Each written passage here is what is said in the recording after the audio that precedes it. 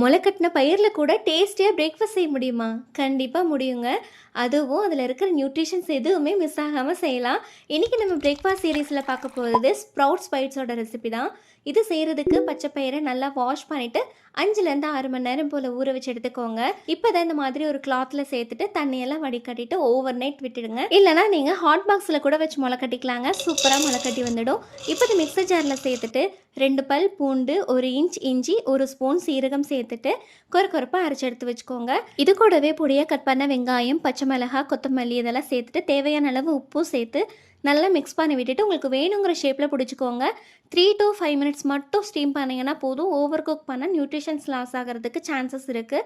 நீங்கள் டயட்டில் இருந்தீங்கன்னா கூட கண்டிப்பாக இந்த ரெசிபி ட்ரை பண்ணலாங்க. ஏன்னா அதில் ஆயிலும் சேர்க்குறது இல்லை, ஸ்டீம் மெத்தடில் தான் நம்ம குக் பண்ண போகிறோம்.